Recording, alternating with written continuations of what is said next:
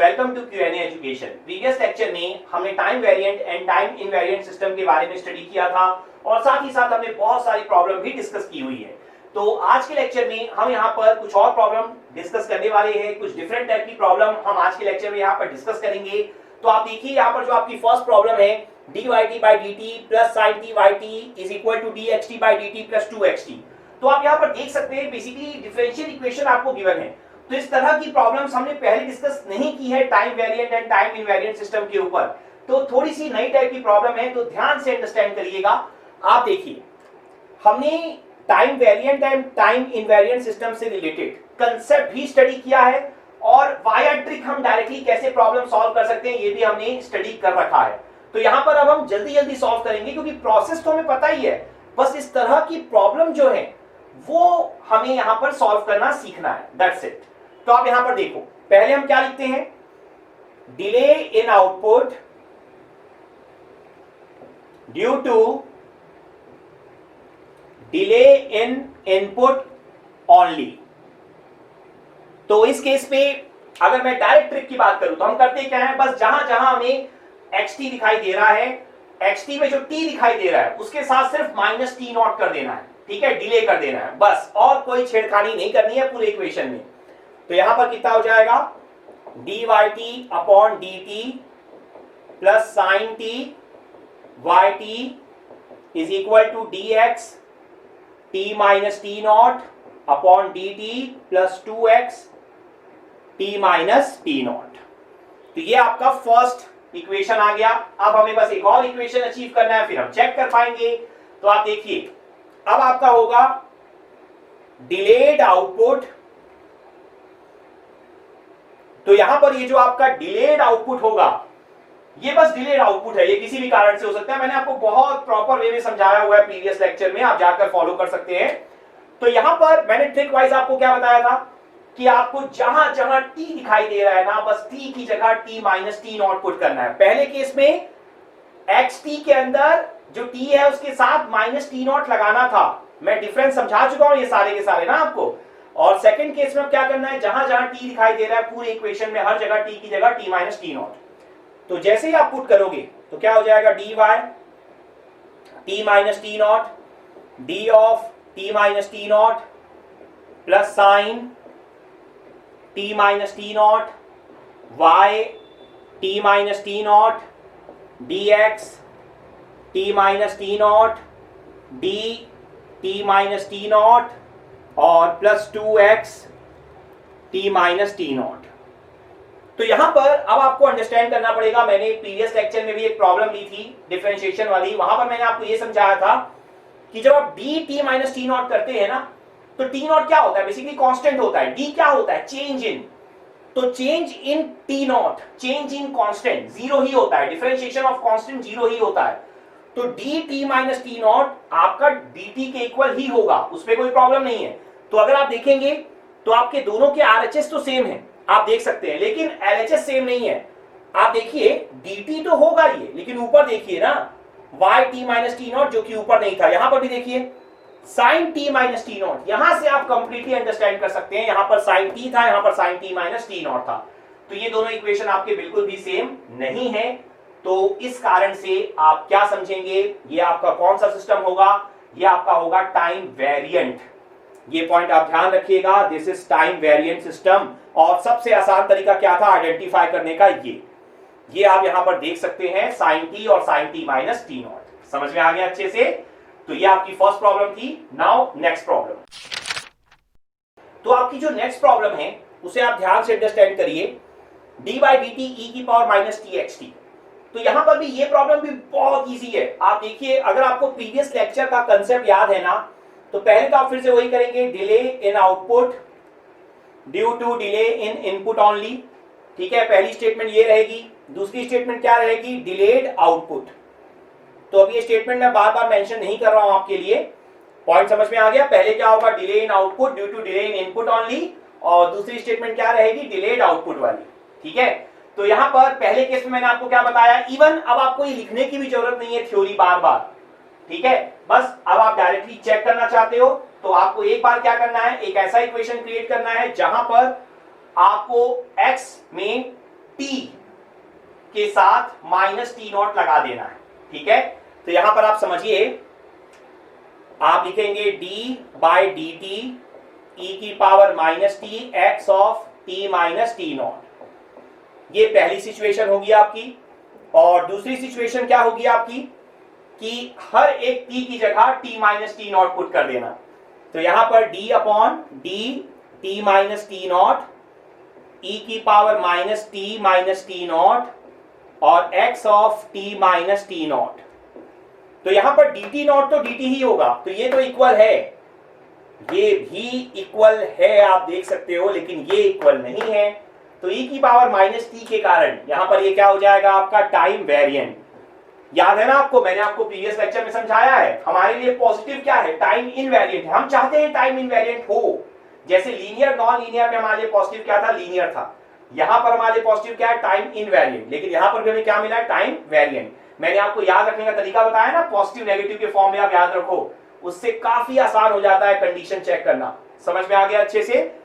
तो यहां पर आपको ना एक पॉइंट बहुत अच्छे से माइंड में रखना होगा कि आपको एक बार x में t के साथ माइनस टी नॉट लगाना है और कहीं कोई छेड़खानी नहीं करनी है। मैं बार बार रिपीट कर रहा हूं हर एक लेक्चर में। और दूसरे में क्या करना है, जहां जहां t दिख रहा है t की जगह t minus t naught put करना है। दोनों स्टेटमेंट में बहुत बड़ा डिफरेंस है, इस पॉइंट को आप ऑलवेज ध्यान में रखना। और इसके अलावा अगर आप नोटेशन वाइज इसे शो करना चाहो तो इसे शो कर सकते हो y t कॉमा t, और इसे शो कर सकते हो y t माइनस, बेसिकली आपने टी नॉट यूज किया है तो आप यहां भी टी नॉट यूज कर लो, तो y t minus t not, ठीक है। आप चाहो तो कैपिटल टी भी यूज कर सकते हो जो कि कांस्टेंट होगा आगे।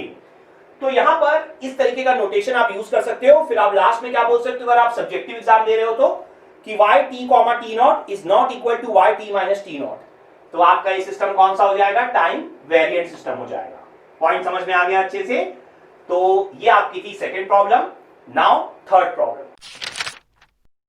तो जो हमारी थर्ड प्रॉब्लम है उसमें आपको गिवन है yt is equal to E1 of xt। तो इस पॉइंट को आपको समझना होगा कि यहां पर xt नहीं गिवन है, यहां पर E1 ऑफ xt गिवन है। तो एक्चुअल में जो आपका क्वेश्चन है वो कुछ इस तरीके से है, xt plus x of minus T divided by 2। अब यहां पर फिर से अब मैं थ्योरी लिखूंगा ही नहीं बिल्कुल भी, क्योंकि हम लास्ट दो लेक्चर से लिखते जा रहे हैं लगातार। अब आपको दो इक्वेशन क्रिएट करनी है। पहला इक्वेशन कौन सा होगा, देखो आज का जो लेक्चर है ना वो डिफरेंट टाइप की प्रॉब्लम के लिए तो है ही, लेकिन साथ साथ में कितनी स्पीड से आप प्रॉब्लम सॉल्व कर सकते हो उसके लिए भी है। लास्ट के दो लेक्चर में मैंने बड़े आराम से आपको एक एक स्टेप लिख के दिखाया हुआ है। अब आप जल्दी जल्दी करना सीखो, ठीक है। तो यहां से आप देखो, पहला स्टेटमेंट क्या करोगे, जहां आपको xt दिखाई दे रहा है, xt के जो ब्रैकेट में t है ना उसके साथ सिर्फ माइनस टी नॉट लगाना है। जिन्होंने प्रीवियस लेक्चर अटेंड नहीं किया वो अब इस स्टेटमेंट को ज्यादा अच्छे से अब समझ पाएंगे इस प्रॉब्लम में। देखो इसका मतलब ये है कि xt में t जो दिखाई दे रहा है उसके साथ माइनस टी नॉट लगाना है। देखो मैंने कभी नहीं बोला पहली स्टेटमेंट में कि xt में t की जगह t minus t naught put करना है, ये वर्ड मैंने कभी यूज नहीं किया। अगर आप थोड़ा सा पीछे जाकर भी देखोगे तो यहां पर जो भी t दिखाई दे रहा है उसमें सिर्फ माइनस टी नॉट लगाना है, मतलब सिर्फ डिले करना है इनपुट को, ठीक है। t की जगह t minus t naught put नहीं करना है आपको इनपुट में। समझ में आ गया। तो देखो माइनस टी था तो मैंने माइनस टी नॉट लिखा है। अब सेकंड सिचुएशन क्या होती है कि आपको पूरे इक्वेशन में जहां जहां t दिखाई देगा हर एक t को रिप्लेस करना है t माइनस टी नॉट से। तो यहां पर पूरे इक्वेशन में जहां जहां मुझे t दिखाई दे रहा है मैं t को रिप्लेस कर दूंगा t माइनस टी नॉट से। ये आप देख सकते हो मैं t को रिप्लेस करूंगा ना, माइनस साइन से मुझे मतलब नहीं था, मैं सिर्फ t को रिप्लेस करूंगा। तो आंसर क्या आएगा, minus T plus T naught. तो अगेन दोनों सेम अब नहीं है, तो ये आपका क्या हो जाएगा, फिर से ये आपका हो जाएगा टाइम वेरिएंट सिस्टम। समझ में आया अच्छे से आप लोगों को। तो ये थी आपकी थर्ड प्रॉब्लम। नाउ आज के लेक्चर की लास्ट प्रॉब्लम जो थोड़ी सी अलग हटके है। तो ये आपकी लास्ट प्रॉब्लम है, काफी बड़ी सी एक प्रॉब्लम है, आप देख सकते हो। तो पर काफी इजी है, ठीक है ना। जितनी बोर्ड में जगह बची है उसी में ये प्रॉब्लम सॉल्व भी हो जाएगी। तो आप समझ सकते हो कितना छोटा सा सॉल्यूशन होने वाला है। तो आप देखो यहां पर आपको मेंशन है कि ये आपका जो टी है, टी मीन सिस्टम है आपका, मेंशन है प्रॉपर क्वेश्चन में, मेरे पास जगह कम थी इसलिए मैंने शॉर्ट में लिख दिया है। टी आपका सिस्टम है और टी आपका टाइम इनवेरिएंट सिस्टम है। इस बात को आप ध्यान रखना, T is a time invariant system. और आपसे पूछा है कि क्या ये सिस्टम लीनियर है कि नॉन लीनियर। तो देखिए हम टाइम इनवेरिएंट स्टडी कर रहे हैं, लीनियर नॉन लीनियर स्टडी कर चुके हैं, तो दोनों एक साथ कंबाइन हो गया, लीनियर नॉन लीनियर का भी डिवीजन हो जाएगा। तो आप समझिए टी आपको टाइम इनवेरिएंट सिस्टम गिवन है यहां पर, और आपसे पूछा है लीनियर है कि नॉन लीनियर। तो आप ना यहां पर एक पॉइंट ध्यान से अंडरस्टैंड करिए, जब भी आपको इस तरह का प्रॉब्लम गिवन होना तो आपको ये पहले तो अंडरस्टैंड कर लेना है कि ये तीनों इनपुट है और ये तीनों आउटपुट है, ठीक है। तो मैंने क्या बोला, जब भी आपको इस तरह की प्रॉब्लम गिवन होना तो आप क्या करिए, आप ना कोशिश करिए कि इनपुट्स के बीच आप रिलेशनशिप अचीव कर पाए। देखिए यहां पर सिचुएशन क्या है मैं आपको समझाता हूं। सिस्टम टी आपका एक ही है, एक ही सिस्टम है जिसमें आपने जब x1n दिया तो आपको y1n मिला, x2n दिया तो आपको y2n मिला, x3n दिया तो y3n मिला, एक ही सिस्टम है। मतलब मान के चलो कोई स्क्वायरिंग सिस्टम है, आपने 2 दिया तो 4 मिला, 3 दिया तो 9 मिला, 4 दिया तो 16 मिला, बस कोई एक ही सिस्टम है, x1 y1 x2 y2 x3 y3। System time invariant है, ठीक है, लेकिन लीनियर नॉन लीनियर कैसे चेक करें। तो आप समझो मैंने क्या बोला कि आप ना इनपुट्स के बीच रिलेशनशिप अचीव करने की कोशिश किया करो। ये सबसे बेस्ट मेथड होता है जब भी आपको एक से ज्यादा इनपुट गिवन हो। अगर आप इनपुट के बीच में रिलेशनशिप अचीव कर पाए और सेम रिलेशनशिप आउटपुट में आपको मिल गया तो वो लीनियर है, अदरवाइज नहीं है। ये सबसे आसान तरीका है। तो आप समझो ये आपको x1n गिवन है, इसमें सिर्फ एक सैंपल है, एक इंपल्स है, x2n में भी एक है, लेकिन x3n में 2 है। तो कहीं ना कहीं हमें ये समझ में आता है कि शायद इन दोनों को ऐड या सब्ट्रैक्ट करने से आपको ये मिल जाए। एक पॉसिबिलिटी तो है हमारे पास, क्योंकि यहां एक एक थे, यहां 2 है। और वैसे अगर देखोगे तो यहां पर दोनों जगह ऊपर है, यहां भी दोनों जगह ऊपर है, मतलब ऐड ही करने से मिलेगा। सब्ट्रैक्ट करोगे तो एक नीचे चला जाएगा ना, तो ऐड करना पड़ेगा, ये फिक्स है। वो भी पता नहीं, अभी चेक करना पड़ेगा। तो आप देखो 2 पर 2 है, यहां पर भी 2 पर 2 है, तो x1n तो एज इट इज है। x2n को कुछ करके किया जा सकता है क्या, देखते हैं। देखो -1 पे 1 है और यहां पर भी 1 पे 1 है, तो एम्पलीट्यूड तो दोनों का सेम है, लेकिन एक -1 पे है और एक 1 पे है। तो अगर मैं इसको x2n को राइट साइड शिफ्ट कर दूं 2 से, तो -1 पे जो है वो किस पे आ जाएगा, 1 पे आ जाएगा। जब 2 से शिफ्ट करोगे तो 1 से शिफ्ट करोगे तो 0 पे जाएगा, 2 से शिफ्ट करोगे तो 1 पे आ जाएगा। 1 पे तो चाहिए ना, 1 पे 1, 1 पे 1।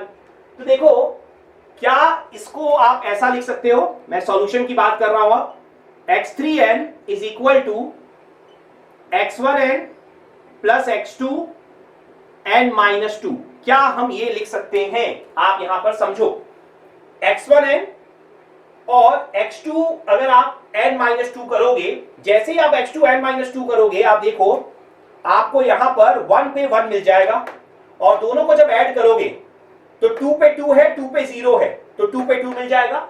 यहां पर 1 पे 0 है और यहां पे 1 पे 1 होगा, जब x2n-2 करोगे तो 1 पे 1 मिल जाएगा, बिल्कुल करेक्ट है वो। तो x3n को लिख सकते हैं x1n प्लस x2n-2। तो जो रिलेशनशिप इनपुट्स के बीच में मिला है, अगर सेम रिलेशनशिप हम आउटपुट के बीच में अचीव कर लेते हैं तो हमें यह समझ में आ जाएगा कि हमारा लीनियर सिस्टम है, अदरवाइज नॉन लीनियर होगा। आप समझो ना, आपने क्या किया, पहले x1 दिया तो y1 मिला, फिर x2 दिया तो y2 मिला, फिर आपने क्या किया, x1n प्लस x2n-2 दिया। x3 का मतलब यही है ना, तो आपको फिर उस केस पे मिलना चाहिए था y1n प्लस y2n-2, मतलब y3 की वैल्यू ये मिलनी चाहिए थी यहां पर। ठीक है, समझ में आया। तो चेक कर लो एक बार, बहुत इजी है। अब तो ये तो सिंपल ऑपरेशन है, और क्या है, y1n प्लस y2n-2, ये आपको चेक करना है। तो आप देखो y2n-2 पहले मैं बना लेता हूं। आप देखो जब 2 से राइट साइड शिफ्ट हुआ तो कितना बचेगा आपका, ये बच जाएगा 1 पे 2 और 2 पे 1। ये पॉइंट समझ में आ गया आपको अच्छे से। ये -1 वाला 1 पे चला गया, 1 पे 2 और 2 पे 1। ठीक है, इसको मैं ऐसे कर देता हूं ताकि आपको क्लियरिटी रहे। y2n-2 के लिए आपको क्या करना है, y1n प्लस y2n-2। तो आप देखो यहां पर 1 पे 2 है और यहां पर 1 पे कुछ नहीं है, 1 पे आपका क्या है 0 है, तो 1 पे 2 1 पे 0, तो 1 पे 2 आएगा, मैच कर रहा है पहला। तो अब देखो 2 पर 1 और आपका यहां पर आप देखो ध्यान से 2 पर 1, तो बेसिकली 2 पर कितना आ जाएगा 2 आ जाएगा, तो 2 पर 3 है यहां पर, तो ये आपका मैच नहीं कर रहा है। तो बस एक भी मैच नहीं किया मतलब नहीं करेगा। वैसे लास्ट देख लो 3 पर 2 है और यहां पर 3 पर कुछ है नहीं, तो 3 पर 2 यहां पे 3 पे 1 है, तो मैच नहीं कर रहा। तो इसका मतलब क्या है कि आपका जो ये सिस्टम है वो क्या है, नॉन लीनियर है। पॉइंट समझ में आ गया, क्योंकि आपका y3n जो है वो y1n प्लस y2n - 2 के इक्वल नहीं है। समझ में आया? तो ये आपकी एक सिंपल सी प्रॉब्लम थी। आई होप आपको अच्छे से क्लियर हो गई होगी। तो आज के लेक्चर में इतना ही। Thank you.